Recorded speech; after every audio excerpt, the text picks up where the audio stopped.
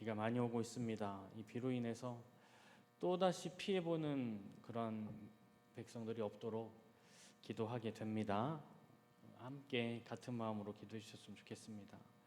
이제 우리는 하나님의 선한 손이라는 제목으로 우리가 함께 말씀의 은혜를 나누어 보기로 합니다. 아닥사스 왕 제20년 기슬르월은 우리가 알기 쉽게 태양력으로 본다면 약 11월 중순에서 12월 요 정도가 됩니다. 그러니까 겨울이지요. 그해 겨울 느헤미야가 왕의 술관원으로 왕이 겨울에 머무는 궁인 수산궁에 있을 때입니다. 그때 느헤미야의 동생 하나니와 그의 동료들로부터 느헤미야는 슬픈 소식을 듣게 됩니다. 어떤 소식인가요? 그의 고향 예루살렘의 성벽이 허물어졌다는 것입니다. 성문이 불타 없어졌다는 소식입니다. 이런 소식을 들은 느헤미야 어떻게 반응합니까? 슬퍼하며 통곡하며 금식함으로 하나님 앞에 간절히 기도하기 시작합니다. 기도하면서 1장 5절 말씀 보니까 느헤미야는 하나님을 뭐라고 불렀냐면 하늘의 하나님, 크고 두려우신 하나님, 계명을 지키는 자에게 언약을 지키시며 긍휼을 베푸시는 하나님이라고 하나님을 부릅니다. 그리고 그 하나님 앞에 내가 예루살렘으로 돌아가 조국을 위하여 일할 수 있도록 간절히 오랫동안 기도합니다. 그런데 그의 이 간절한 바람이 이루어지기 위해서는 현실적으로 통과해야 할 장벽이 한 가지 있습니다. 그게 뭘까요? 현재 바사지국의 왕이었던 아닥사스다 왕, 이 왕의 허락이 필요합니다. 이 왕의 허락을 받아야만이 느헤미야는 고향에 가서 일을 할 수 있는 것이죠. 그런데 오늘 2장 말씀에서는 그 왕의 허락을 득하는 그러한 장면, 즉 하나님의 선한 손길로 도우시사 느헤미야가 성벽을 재건할 수 있는 일을 할 수 있도록 예루살렘으로 가는 길을 열어주는 그 장면이 소개되어지고 있습니다. 느헤미야가 예루살렘에 대한 소식을 듣습니다. 그리고 이제 이 자신의 생각을 그의 왕 아닥사스다 왕에게 알려야 되겠죠. 그런데 이 느헤미야가 아닥사스다 왕에게 알리기까지 이 시간이 무려 몇 개월이 걸렸냐면 4개월이 걸리게 됩니다. 느헤미야 1장 1절 말씀은 아닥사스 왕 제20년 기슬르월이라고 시작이 됩니다. 방금 말씀드렸던 대로 기슬르월이면 11월 중순에서 12월 겨울 시기가 됩니다. 그런데 오늘 우리가 읽었던 2장 1절 말씀은 어떻게 시작되어지냐면 아닥사스다 왕 제20년 니산월이다 이렇게 표현이 되어집니다. 이 니산월은 또 우리가 알기 쉽게 태양력, 즉 우리가 사용하고 있는 달력으로 표현하면 몇 월이냐면 3월에서 4월 정도가 됩니다. 그러니까 약 4개월의 기간이 걸린 것이지요. 4개월이라는 시간 동안에 과연 느헤미야는 어떤 일을 하고 있었을까요? 자, 이 4개월 동안 느헤미야가 했었던 가장 중요한 일은 꾸준히 쉼없이 하나님 앞에 기도했다는 것입니다. 기도의 사람 느헤미야, 기도만 했을까요? 그는 기도하면서 기다렸습니다. 무엇을 기다렸을까요? 하나님의 적절한 때, 하나님이 일하시는 적절한 때를 기다리며 잠잠고 기도했었던 것입니다. 다시 말해서 예루살렘으로부터 소식을 들은 그 느헤미야가 4개월이 지날 때까지 왕은 그 느헤미야의 얼굴에 수심이 있음을 발견하지 못했다는 것이죠. 그런데 4개월이 되는 시점에 이 아닥사스다 왕이 느헤미야의 얼굴에 수심을 발견하기 시작했다라는 것입니다. 그러니까 느헤미야는 그 사이에 그가 가지고 있는 마음의 근심을 드러내지 않았다라는 것이지요. 마음에 가진 근심을 드러내지 않고 느헤미야는 현실 속에서 자신이 맡은 바 해야 할 일에 충실히 임했다라고 하는 것입니다. 그러면서 느헤미야는 쉬지 않고 끝까지 기도했겠지요.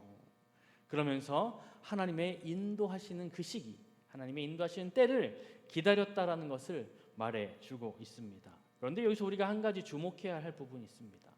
어찌됐든 결론적으로 봤을 때 4개월이 지난 시점에서 왕은 느헤미야의 얼굴에 수심을 발견하게 됩니다. 그렇다면 느헤미야는 의도적으로 왕에게 그 얼굴에 수심을 보였을까요? 우리는 1절 뒷부분의 이 한 문장을 보면 느헤미야가 의도적으로 왕에게 수심을 드러내지 않았다라는 것을 너무 잘 알 수 있습니다. 1절 뒷부분에 보면 이렇게 기록합니다. 내가 왕 앞에서 수심이 없었더니, 이렇게 기록합니다.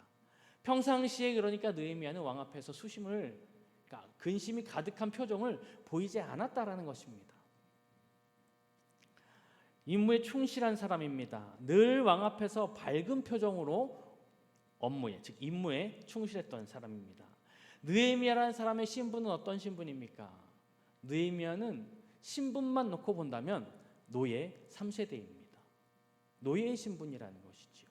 그런데 현재 느헤미야는 어떤 직책에 올라가 있습니까? 바사 제국, 즉 페르시아 제국의 술관원의 자리에 올라와 있습니다. 여러분 생각해 보십시오. 노예의 신분으로 페르시아의 술관원의 자리까지 올라가는 것, 그냥 올라갈 수 있었을까요? 자동적으로 신분이 상승했을까요? 아니요. 이 직책 자체가 느헤미야라는 사람이 얼만큼 그 임무에 충실한 사람인지, 성실하게 자기의 삶을 살았는지에 대해서 보여줍니다. 그러니까 느헤미야는 평상시에 일하면서 프로 정신을 발휘했던 사람입니다.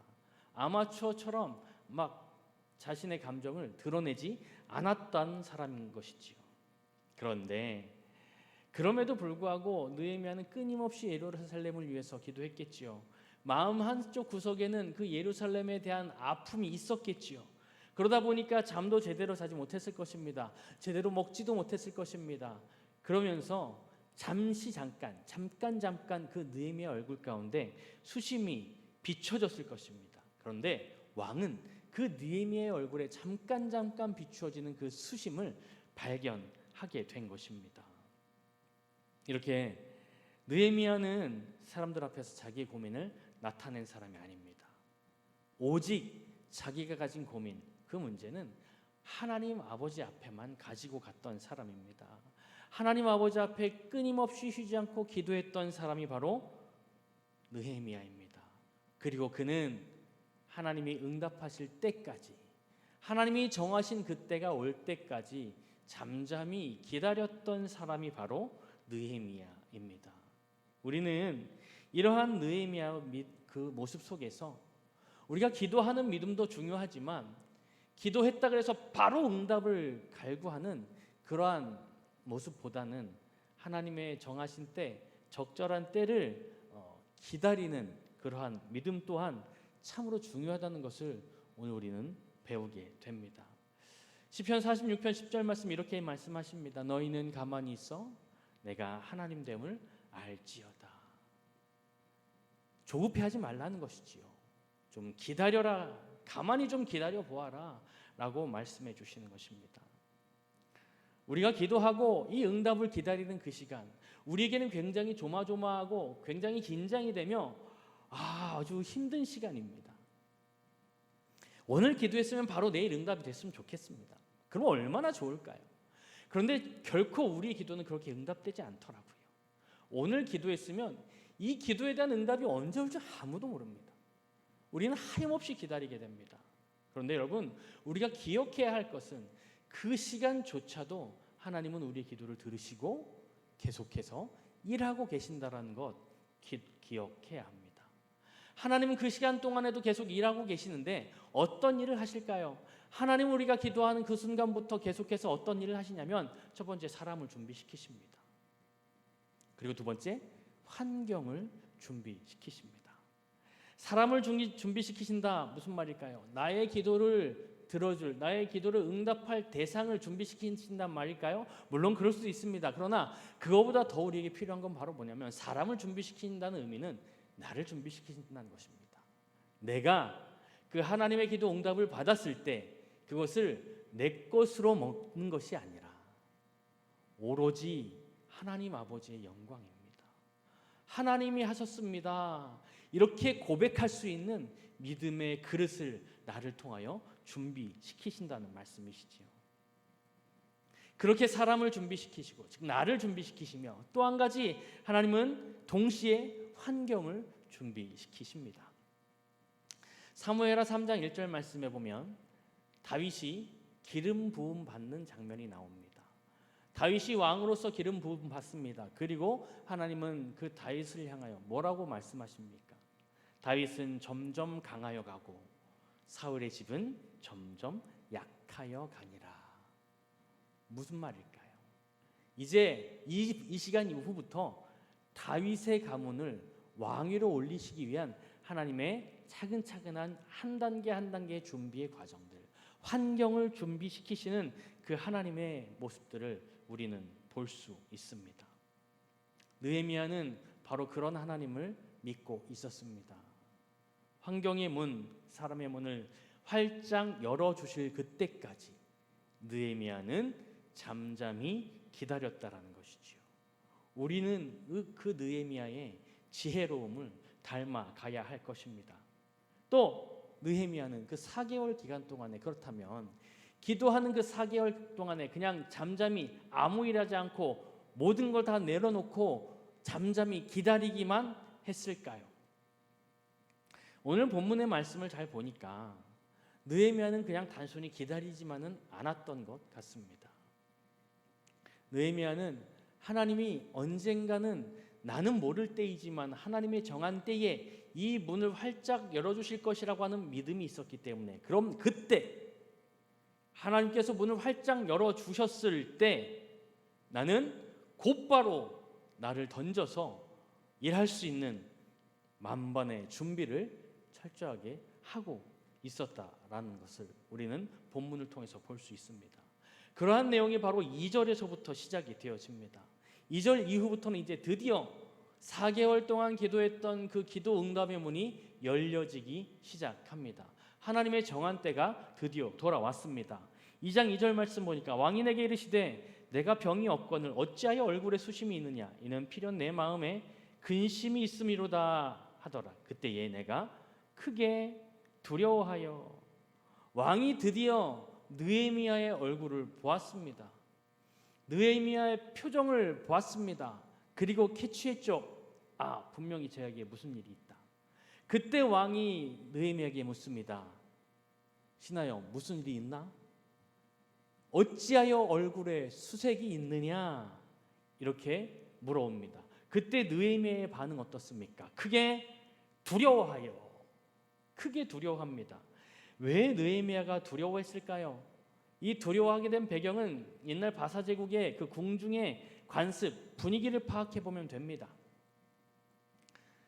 당시 바사 제국의 왕궁, 궁중에서는 신하들이 왕 앞에서 만약에 근심하는 기색을 보였다, 기분이 언짢은 표정을 보였다, 그렇다면 그 신하는 그 자리뿐만이 아니라 목숨까지도 위태위태한 상황에 오게 됩니다. 그런데 그도 그럴 것이, 당시 느헤미야의 직책이 무엇이었습니까? 술관원이었습니다. 술관원은 어떤 사람입니까? 왕에게 올리는 술을 맡아본, 그 술에 독이 있는지 없는지를 감찰하는 그러한 사람입니다. 당시의 술관원은 이 단순한 음식만 관찰했을까요? 음식만 담당했을까요? 아니요. 지금으로 본다면 왕과 가장 가까운 곳에서 왕을 보필하는, 지금으로 본다면 대통령 비서실장쯤 될까요? 이렇게 왕의 가장 최측근입니다. 그러니까 왕은 이 술관원을 세울 때 가장 신임을 하지 않는 사람이, 신임하는 사람이 아니고는 술관원으로 올릴 수 없습니다. 어찌 보면 왕의 부인, 왕후보다 더 신뢰하는 사람이 술관원이 아닐까 생각이 됩니다. 항상 왕 옆에서 왕을 보필해 주는 사람이죠. 그런데 그 사람이 왕 옆에서 근심하는 기색을 보인다. 그러면 왕은 무슨 생각을 할까요? 제가 무슨 다른 생각을 하고 있나? 이런 생각을 하지 않겠습니까?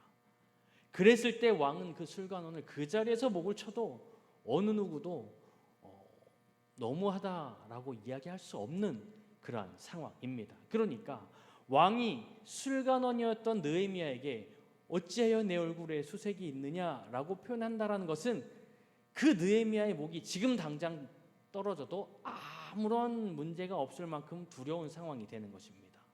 그래서 느헤미야는 크게 두려워한 것입니다. 그런데 그때 느헤미야는 3절 말씀에서 아주 지혜로운 대답을 합니다. 3절 말씀 이렇게 기록합니다. 왕께 대답하되 왕은 만세수를 하옵소서. 내 조상들의 묘실이 있는 성읍이 이제까지 황폐하고 성문이 불탔사오니 내가 어찌 얼굴에 수심이 없사오리까 하니. 만약 느헤미야가 이 아닥사스다 왕이 너 어찌하여 얼굴에 근심이 있느냐라고 물어보았을 때 있는 사실 그대로 사실은요, 제가 나의 고향인 예루살렘의 성벽과 성문이 무너지고 불타서 굉장히 속상해서 그렇습니다 라고 대답하면 이 느헤미야는 어떤 사람이 될까요? 그 순간 반역자가 됩니다. 왜일까요? 그 예루살렘의 성벽을 무너뜨리고 성문을 불태워라 명령한 사람은 바로 누구입니까? 바로 이 느헤미야의 눈앞에 있는 아닥사스다 왕입니다. 그 내 눈앞에 있는 왕이 이걸 명령했는데 나의 명령 때문에 네가 속상해한다? 그러면 이거는 반역이 될 수밖에 없는 것이지요. 느헤미야는 그 자리에서 죽임을 당하여도 아무런 문제가 없습니다. 느헤미야는 순간 그래서 그의 머릿속에 순발력을 발휘하여 이렇게 대답합니다. 예루살렘 성벽과 성문이 무너졌는데 사실은 그곳에 내 아버지와 내 할아버지, 즉 내 조상들의 묘실이 있습니다. 내 조상들의 묘실이 있는 그 예루살렘이 황폐화되어졌는데 왕이시여 내가 속상하지 않겠습니까? 이렇게 대답합니다. 아주 지혜로운 대답입니다. 왕은 이 대답을 듣고 뭐라 생각했을까요? 아, 얘는 굉장히 효심이 지극한 사람이구나. 오히려 왕은 이 느헤미야의 대답을 듣고 느헤미야에 대해서 더 긍정적인 생각을 하지 않았을까요? 실제 그렇습니다. 왕은 그 대답을 듣고 바로 허락을 하게 되죠. 느헤미야가 이렇게 지혜로운 대답을 하는 거, 순간적인 순발력을 가지고 지혜로운 대답을 하는 거, 느헤미야의 실력이었을까요? 느헤미야의 순간 머릿속에서 나타난 생각이었을까요? 누가복음 21장 14절 15절 말씀은 이렇게 말씀하십니다. 그러므로 너희는 변명할 것을 미리 궁리하지 않도록 명심하라. 내가 너희의 모든 대적이 능히 대항하거나 변박할 수 없는 구변과 지혜를 너희에게 주리라. 때론 위기 속에서 생명이 왔다 갔다 할 수 있는 그런 절체절명의 위기의 상황에 있을지라도 때로는 나도 깜짝 놀랄 만큼 그러한 지혜로운 말을 할 때가 있습니다. 느헤미야가 바로 그런 상황입니다. 성경은 이야기합니다. 그럴 때 지혜는 누가 주시는 것입니까? 바로 우리 하나님 아버지께서 주시는 지혜입니다. 느헤미야는 이 근심을 왕에게 이야기합니다. 왕은 이 느헤미야의 근심의 원인을 들었죠. 그러면서 왕은 좋게 생각합니다. 호의를 베풀기 시작합니다. 그러면서 왕은 내가 너에게 뭘 해줘야 되겠니? 이렇게 묻습니다. 4절 5절 말씀이 이렇습니다. 왕이 내게 이르시되 그러면 내가 무엇을 원하느냐 하시기로 내가 곧 하늘의 하나님께 묵도하고 왕에게 고하되 왕이 만일 좋게 여기시고 종이 왕이 목전에서 은혜를 얻었사오면 나를 유다 땅 나의 조상들의 묘실이 있는 성읍에 보내어 그 성을 건축하게 하옵소서 하였는데 느헤미야의 왕이 내가 무엇을 해주기를 원하느냐라고 물었을 때 저 같았으면 바로 대답했을 것 같습니다. 저 보내주세요.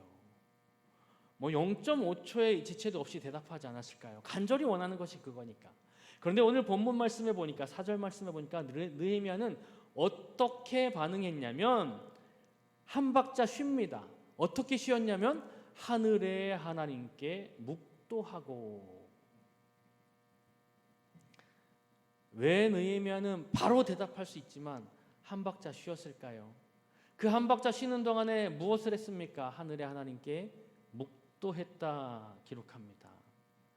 이것은 바로 느헤미야가 모든 순간순간마다 모든 일에 절대 주권은 하나님 손에 있다라는 것을 철저히 인정하는 행위라고 할 수가 있습니다. 우리가 너무너무 잘 알고 있는 말씀, 잠언 3장 5절 6절 말씀 뭐라고 말씀하십니까? 너는 마음을 다하여 여호와를 의뢰하고 내 명철을 의지하지 말라. 너는 범사의 그를 인정하라. 그리하면 내 길을 지도하시리라. 느헤미야가 하늘의 하나님께 묵도했다는 것, 이것이 바로 범사의 하나님을 인정하는 태도입니다. 그러면서 잠시 묵상하는 기도하면서 느헤미야는 이렇게 기도하지 않았을까 상상이 됩니다. 하나님, 지금입니다. 지금이 바로 내가 지금까지 기다렸던 그때입니다. 하나님 지혜 주십시오. 하나님의 지혜가 필요합니다. 그리고 가장 중요한 거, 하나님, 저 왕의 마음을 열어주십시오. 저의 왕의 마음을 감동시켜 주십시오. 느헤미야는 이렇게 기도하지 않았을까요? 결과 어떻게 됐습니까? 드디어 왕의 허락이 떨어졌습니다. 기다리던 시간입니다. 사실 이거는 기적과 같은 일입니다. 아닥사스다 왕이 그 문을 잠궈버린 사람입니다. 절대로 그쪽으로 가지 못하도록 문을 잠근 장본인이 바로 아닥사스다 왕입니다. 그러나 느헤미야의 지혜로움과 하나님께 간구함으로 하나님의 아닥사스다 왕의 마음을 만지심으로 스스로 잠궜던 그 길을 스스로 풀게 됩니다. 6절에 보니까 왕이 나를 보내기를 좋게 여기시기로 이렇게 기록합니다. 드디어 허락이 떨어진 것입니다. 그러면 느헤미야는 여기서 끝 했을까요? 이제 문 열렸으니까 오케이 고! 이제 가면 되겠다. 사실은 그게 아닙니다. 느헤미야는 이 순간을 위해서 4개월 동안 기도하며 한순간 한순간 생각하고 또 생각하며 철저하게 준비해 온 것이 바로 있습니다. 그 준비해 온 것이 바로 이 문이 열렸을 때 바로 구해야 하는 것들입니다. 그게 바로 7절과 8절의 내용입니다. 7절과 8절에서 느헤미야가 어떻게 간구하는지 보겠습니다. 7절에 보니까 내가 또 왕에게 아뢰되 왕이 만일 좋게 여기시거든 강 서쪽 총독들에게 내리신 조서를 내게 주사 그들이 나를 용납하여 유다에 들어가기까지 통과하게 하시고, 방금 전에 말씀드렸던 대로 예루살렘으로 가는 길을 잠그었던 자가 바로 아닥사스다 왕입니다. 그 길을 열 사람은 딱 한 사람밖에 없습니다. 그 길의 열쇠를 열 수 있는 사람은 아닥사스다 왕. 그래서 느헤미야는 계속 준비한 것 중에 한 가지가 바로 뭐냐면 열쇠를 가진 사람이 열쇠를 줘야 합니다. 가장 먼저 열쇠를 얻은 것이지요. 아닥사스다 왕에게 문 열어주세요. 당신이 잠궈놓은 문 때문에 내가 갈 수가 없습니다. 문 열어주십시오. 바로 통행증을 발급해달라고 하는 것입니다. 아닥사스다 왕 어떻게 했을까요? 문제없이 통행증이 발급이 됐겠죠. 오케이, 됐습니다. 끝났을까요? 아니에요. 느헤미야는 한 가지 더 있습니다. 문이 열렸으면 가서 공사를 해야 되는데 공사를 하려고 머릿속에 조감도와 설계도를 그려보니 문제가 한 가지 있습니다. 그 문제가 바로 뭐냐면 재료가 없는 것입니다. 느헤미야는 이렇게 철저하게 계산했습니다. 이 성벽과 성문을 만들려면 물론 돌과 이런 것들도 필요하지만 상당히 많은 나무가 필요합니다. 그런데 이스라엘의 기후상 돌과 산은 많지만 나무가 없거든요. 느헤미야는 4개월 동안 계산기를 두드려 보았습니다. 아무리 계산해도 지금의 상황으로는 이스라엘에 있는 그러한 재료들로는 성벽과 성문을 재건할 수 없습니다. 그래서 문이 열리면 이걸 얘기해야지 하고 두 번째 것을 준비했는데 그게 8절 말씀입니다. 왕의 살림감독 아삽에게 조서를 내리사 저로 전에 속한 영문의 문과 성곽과 내가 들어갈 집을 위하여 들보로 쓸 제목을 내게 주게 하옵소서 하매 내 하나님의 선한 손이 나를 도우심으로 왕이 허락하고. 8절에서 준비했던 건 바로 뭐냐면 나무입니다. 나무를 달라고 구합니다. 이스라엘은 돌이 너무 많기 때문에 나무가 필요합니다. 그래서 살림 감독인 아삽에게 명령해서 목재를 발급할 수 있는 그러한 조서, 명령장을 내려달라고 요청하게 됩니다. 어떻게 됐을까요? 당연히 통과됐겠죠. 이 느헤미야라고 하는 사람의 철저한 계산으로 느헤미야는 탄탄하게 이제 예루살렘에 가서 아무 문제 없이 성벽과 성문을 제거할 수 있는 기회를 얻게 됩니다. 이것을 보면 느헤미야는 그냥 기도하는 사람이 아니라 기도함과 동시에 사전에 철저히 준비하는 그러한 준비의 사람임을 알 수 있습니다. 그런데 한 가지가 더 있습니다. 느헤미야가 굉장히 큰 일을 이루어냈습니다. 예루살렘으로 가야 할 막힌 길을 뚫었습니다. 그러면 느헤미야는 이렇게 생각할 수 있지 않을까요? 역시 나야. 그 순간적인 기지에 대박이야. 나의 실력으로 이뤘어. 이제 가서 펼쳐나가면 된다. 지혜로운 답변. 내가 어떻게 그런 생각을 해냈지? 이렇게 자기 자신의 지혜와 순발력에 감탄할 수 있었을 것입니다. 그러나 느헤미야는 한 가지 우리가 더 알아야 할 것. 자신이 그렇게 물론 지혜로운 대답을 했고 열심히 준비해 온 건 사실이지만 그 뒤에 궁극적인 가장 근본적으로 일하시는 분이 그 뒤에 있다는 사실을 느헤미야는 너무 잘 알고 있었습니다. 그 바로 누구일까요? 느헤미야는 하나님의 도우심이 아니었다면, 하나님이 일하시지 아니하셨다면 이러한 일은 어디에도 있을 수 없었다라고 하는 믿음을 가진 믿음의 사람이었다는 것이지요. 그 고백이 어디에서 볼 수 있습니까? 우리 8절 우리가 읽었었던 마지막에 보니까 내 하나님의 선한 손이 나를 도우심으로, 내 하나님의 선한 손이 나를 도우심으로. 여기에서 우리는 느헤미야의 핵심을 볼 수가 있습니다. 기도의 사람인 건 맞습니다. 철저한 준비의 사람인 건 맞습니다.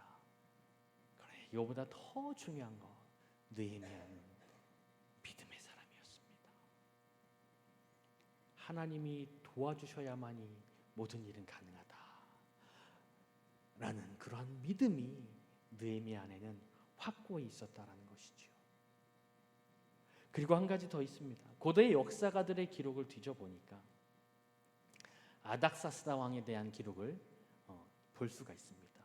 그런데 이 고대 역사가들이 아닥사스다 왕을 평가할 때 뭐라고 평가했냐면 선한 왕이 아니었다 이렇게 평가합니다. 그는 변덕이 심했고 종종 신의를 배신하는 신경질적인 왕이었다. 고대 문헌에서는 아닥사스다 왕을 이렇게 평가하고 있습니다. 그런데 오늘 본문 말씀만 보면, 오늘 우리가 읽었던 본문 말씀만 보면 어디 아닥사스다 왕 그렇습니까? 굉장히 신경질적인 왕입니까? 선한 왕이 아니었습니까? 이 본문 보면 아닥사스다 왕 그렇게 선할 수가 없습니다. 그렇게 너그러울 수가 없습니다. 왜 그럴까요? 무슨 이유에서일까요? 그저 그냥 느헤미야가 예뻤을까요? 그저 느헤미야가 하는 이야기에 오 그래 이렇게 반응하는 그런 왕이었을까요? 느헤미야는 그것 또한 무엇이라고 판단하고 있냐면 내 하나님의 선한 손이 도우심으로 왕이 허락하고, 느헤미야의 믿음의 고백이 바로 여기 있습니다. 느헤미야는 하늘의 하나님의 도우심이 있었기 때문에 이 모든 것이 가능했습니다 라는 믿음의 고백을 했습니다. 세상 왕들 중에서도 가장 당시에 큰 권력을 가지고 있었다라고 하는 그 아닥사스다 왕의 마음을 움직이신 분은 오직 하늘에 계신 나의 아버지 여호와 하나님 한 분입니다. 그 하나님이 그 왕의 마음을 움직이셨기에 지금 이것이 가능한 겁니다 라고 하는 믿음의 고백을 올려드렸다는 것이죠. 말씀을 정리하도록 하겠습니다. 오늘 우리가 읽었던 본문의 말씀, 우리가 묵상하고 있는 본문의 말씀을 통해서 느헤미야라는 사람을 묵상해 보았습니다. 그는 간절한 기도의 사람입니다. 또 그는 철저히 준비하는 사람입니다. 또 기도하되 기다릴 줄 아는 사람입니다. 그리고 그는 하나님의 선한 손이 나를 도우셨습니다 라고 고백하는 믿음의 사람임을 우리는 본문을 통해 보았습니다.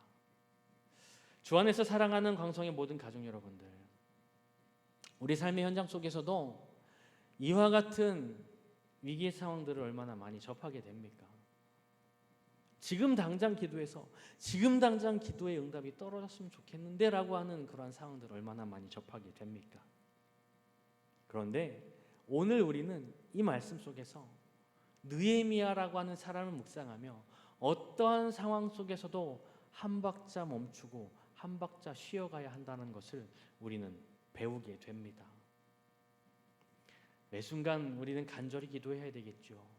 간절히 기도하되 하나님의 응답이 있을 때까지 잠잠히 기다려야 할 것입니다. 그리고 그 기다리는 시간 멍하니 가만히 있는 것이 아니고 하나님이 문을 열어주셨을 때 나는 어떻게 그 상황을 차고 나가야 할까 철저히 준비해 나가는, 그리하여 하나님의 때에 하나님의 방법으로 일하실 때 철저하게 완벽하게 쓰임받을 수 있는 우리 모두가 되기를 간절히 소원합니다. 그리고 그 하나님의 일하심을 경험함으로 무엇보다도 중요한 것, 그 순간에 하나님의 선한 손이 나를 도우셨습니다. 하나님의 선한 손이 나를 도우셨습니다 라고 하는 그 고백을 통해 하나님 아버지께 영광 올려드릴 수 있는 믿음의 백성들 되시기를 주님의 이름으로 간절히 소원합니다.